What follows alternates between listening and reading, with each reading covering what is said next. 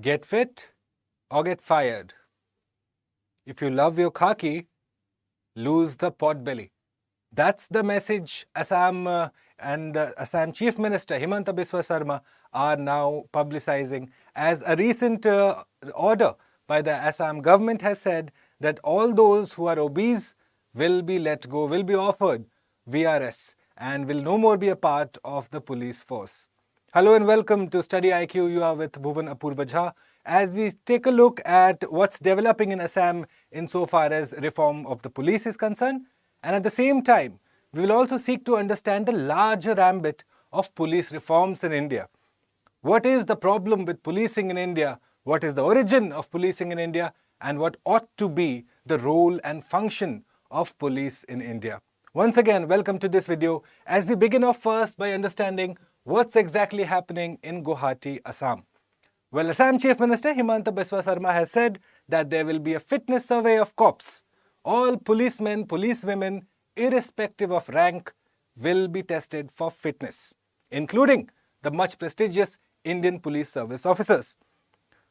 The Assam Chief Minister has said that a fitness survey will be carried out, and those who are found unfit, well, bye-bye to the khaki. So the BMI, Basal Metabolic Index, is the benchmark that will be tested for all individuals. The campaign will be beginning on August the 15th, 2023. The DGP of Assam being the first one to undergo the BMI test. Now what happens if you fail the BMI test? Well, you have a grace period of 3 months. After 3 months, you again undergo the test. And if you fail for the second time, well, that's curtains for your policing career. That's the message Assam Chief Minister Himanta Biswa Sarma is now speaking very clearly about. So, the exemptions on that, well, only if you have some medical grounds like thyroidism. In the past, Assam Chief Minister has made it amply clear that he wants a leaner, meaner and fitter police force. Most recently, he did away with 300 habitual drinkers in the police force who were used to popping the bubbly every evening. Well, they have been let go too. Clearly, Assam is leading the way insofar as police reforms is concerned. However, in this video, we seek to understand whether what's the larger ambit of police reforms and whether these steps do indeed count towards something bigger. First up, let's try and understand, and let me take you back to October 2022 last year. Now, the Prime Minister was attending this Chintan Shivir of Home Ministers, this thought conclave of Home Ministers from across the country who had converged at Surajkund in Haryana. Therein, the Honorable Prime Minister makes a very clear observation.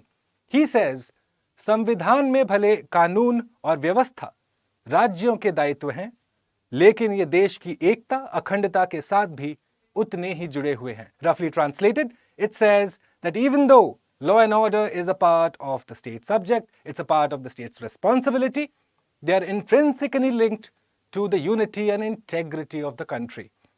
Now, for those of you who would know their polity, you would know that policing, law and order, is a state subject, whereas protection of the unity and integrity of the country is a union subject. It's a subject that you find in the union list. Now, is this to be understood as reforms in the offing? Is the Prime Minister hinting at that, well, you will finally have the much needed police reforms that have been plaguing us, and we have been speaking about it since 1947.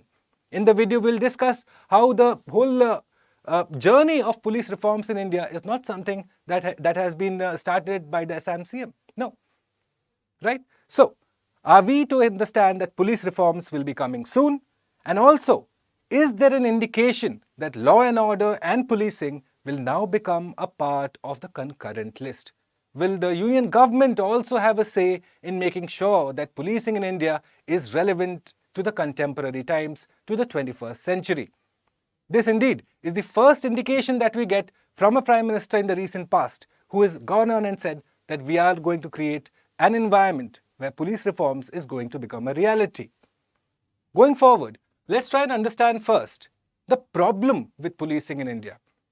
You see, the problem with policing in India is that it essentially draws its strength, its origin from these 4 particular laws. The Police Act 1861, the Indian Penal Code 1862. Thereafter, the Indian Evidence Act, which was in 1872. And of late, the CRPC, the Criminal Procedure Code, which came in 1973. Bear in mind that this is the originating act for policing in India, 1861. Here we are in 2023. Multiple generations have passed since this law was enacted, and yet this is the fundamental source of strength for policing in India. That straight away leads us to the question, is it really relevant to the times that we live in? Because once again, we have to understand that policing during 1861 till 1947, the goal was completely different. The goal was to subjugate a population that was striving for its freedom. Whereas post-1947, the population no more strives for freedom, but police now has a bigger role to play. It has to be a handholder as well as a guardian. It has to be a marshal as well as a friend. Clearly, those weren't the roles that police was required to fulfill during pre-independence. So that begs the question as to why reforms have not been introduced. Why is it that since 1861, 1862, 1872, 1973, these are the originating acts on which law and order and enforcement is carried out in India? Going forward, let's try and understand first the role of the police. Now, the traditional role of the police, as you might have known or you might have seen, is essentially to do with law enforcement, at the same time crime investigation and providing security. Now, that was the ancient definition of policing in India.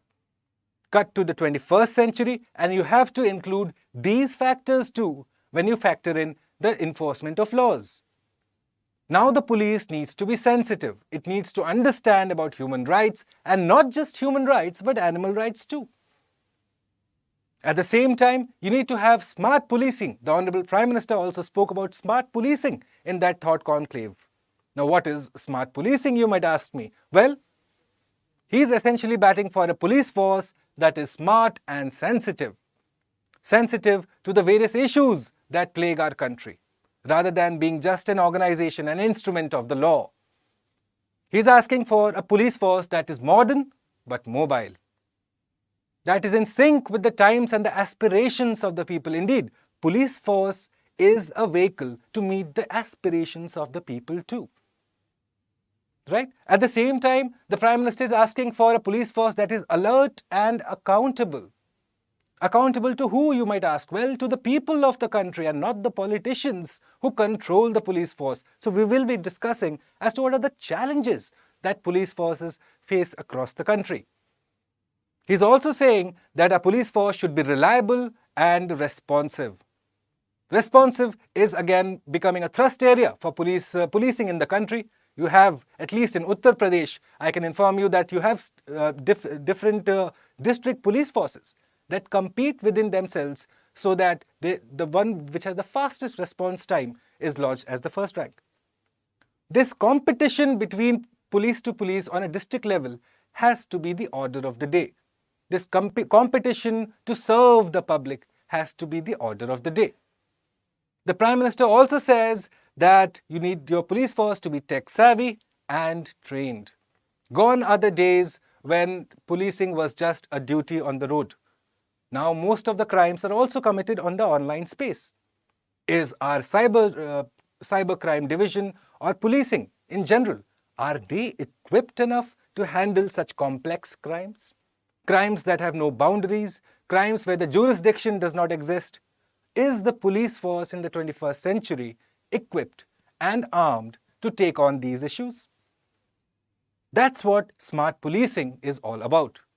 So, indeed, the police force now is a sensitive force. It needs to portray a sensitive image because, after all, it is the first interface of the government.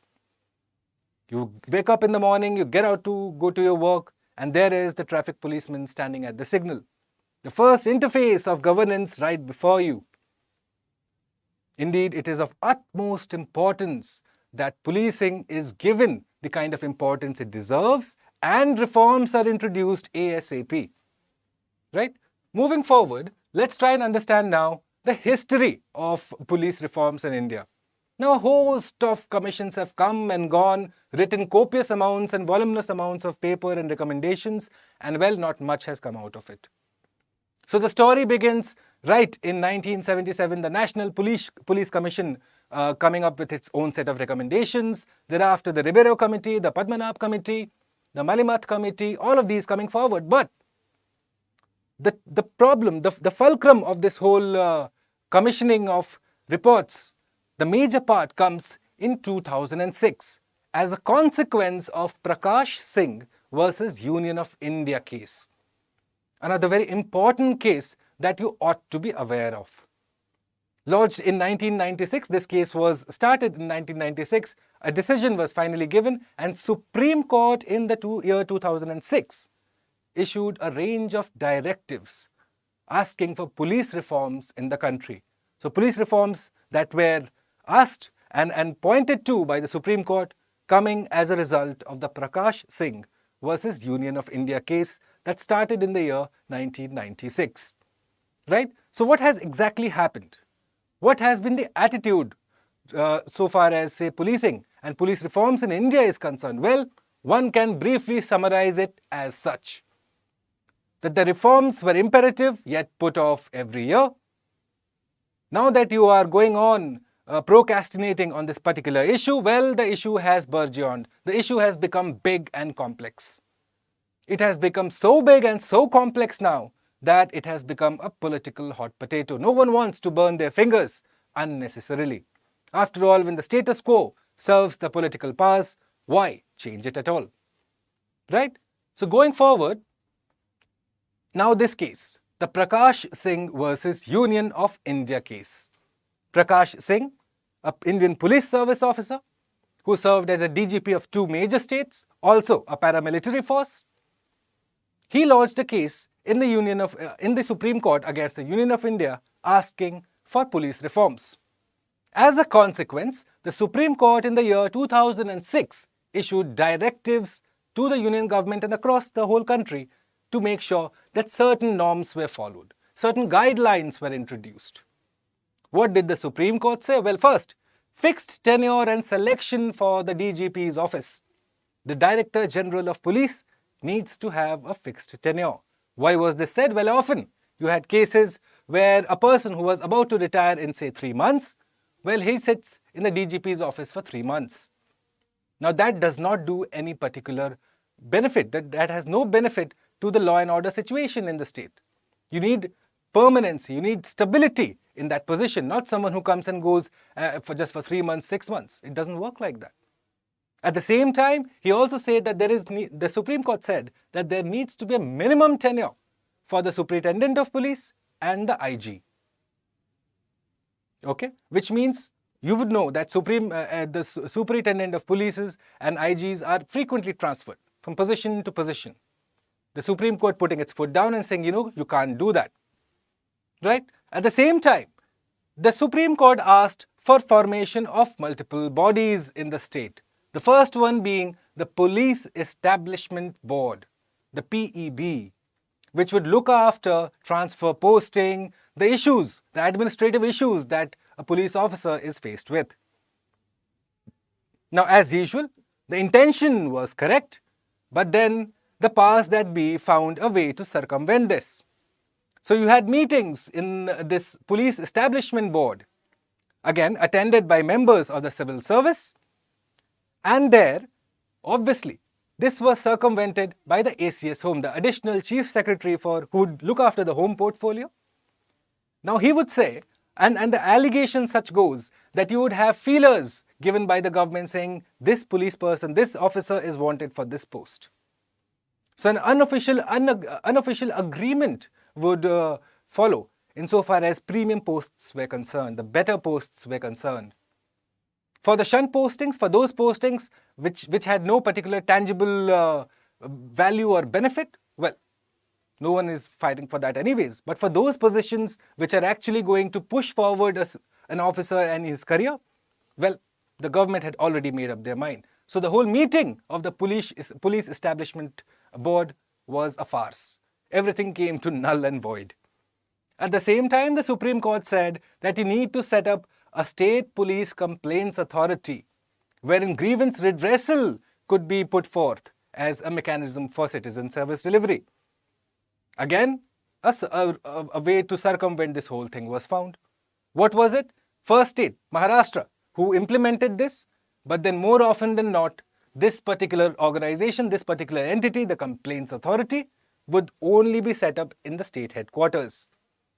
Not one office would be put up in the rural states, in the rural areas. Funds would not be given, essentially rendering it useless. At the same time, the Supreme Court also said that you should set up state security commissions with members from the civil society so as to include citizens in the governance model. However, once again, funds were denied, nothing came out of it, it became a paper tiger. So you see, essentially, what has happened is that in spite of the best intentions of the Supreme Court, due to this particular nonchalant attitude of governments across the country, police reforms have come to a naught. Indeed, when you go forward, you understand the challenges that police faces currently. All that and said, the history has been discussed, but the challenges that police faces in the country. It's so easy to badmouth a traffic cop at times. But have you tried to understand from his or her perspective? Standing in the sun under 40 degrees, no access to water, no access to sanitation, no access to bathroom.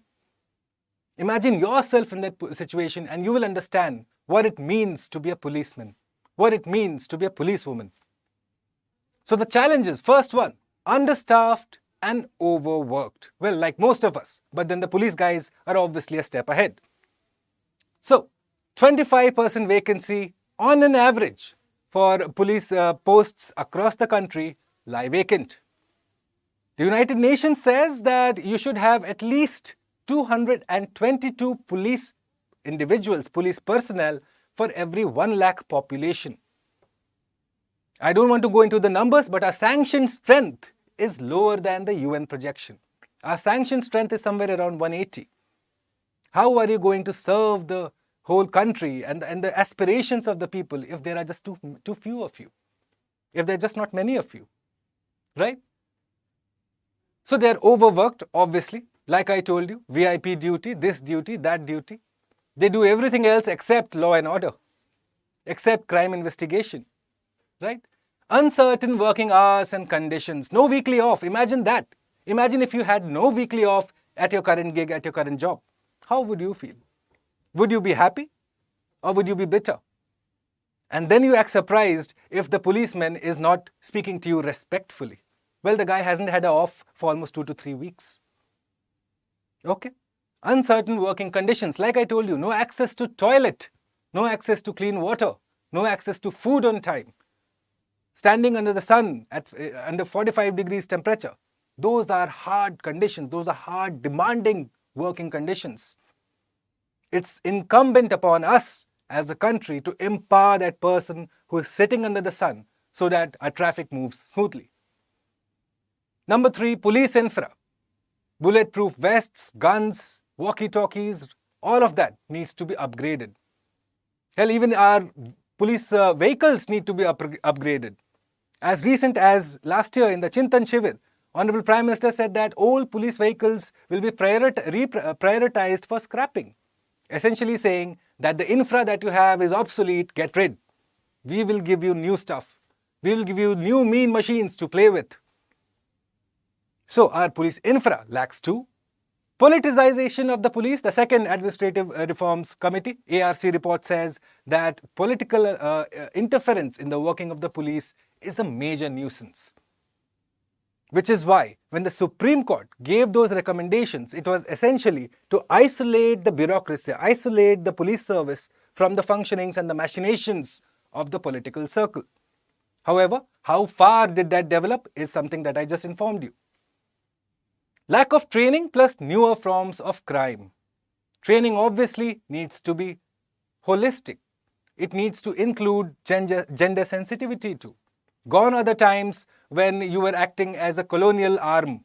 You are no more a colonial arm. You are no more an instrument of brute force. You are an instrument of healing, of hope. A person turns to police for hope in times of distress. He looks for hope and resolution, and that's what modern day policing should look to address. And finally, the public perception, which is again a very basic challenge, but one that will have long-lasting effects, making a police station a warm, comfortable place for you to go and approach with your grievance, rather than this cold, dungeon-looking place with people with mean looks. That's not what a police station is supposed to look like. Our police stations should be a safe space for all genders, for all kinds of people, for anyone with a grievance or in distress. How far is that true? Well, I'll leave that for you to decide in your personal experience. Once again, so the problem that arises here is, all this said and done, is police better in the hands of states? Or is police something that you would like to see in the concurrent list? One argument against this could be, well, you have these officers who are a part of the federal structure of India. All these central AIS officers, All India Service Officers, are a part of the federal structure of India. They serve to bind the two entities, center and state, in one single string. So what benefit will you have coming out of this? At the same time, will you also erode the trust and the credibility of the states insofar as law and order is concerned? Would their powers be diluted too? That's again a position that you have to take, considering all the information that I have given you.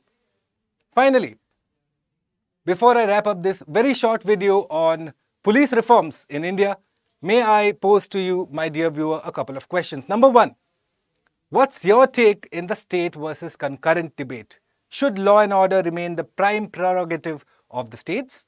Or should the center also have a say in making sure that policing is effective, it's relevant, and of use to all of us in the 21st century? And secondly, for any of you, all of you who are preparing in fact for the civil services or any government examination, or if you're just a student of current affairs who cares for his or her country, well, here's a question for you to ponder over. So, police plays an important role in the efficient functioning of any democracy. Analyze the reasons for its failing, and how would you suggest what would be those measures that would improve policing in India? Let me know your thoughts in the comment box below, and if you'd like, well, here's my email ID. Reach out to me directly and I'll be more than happy to engage in a direct conversation with you.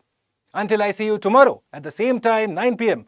with a brand new topic, this is Bhuvan Apurva Jha signing off for StudyIQ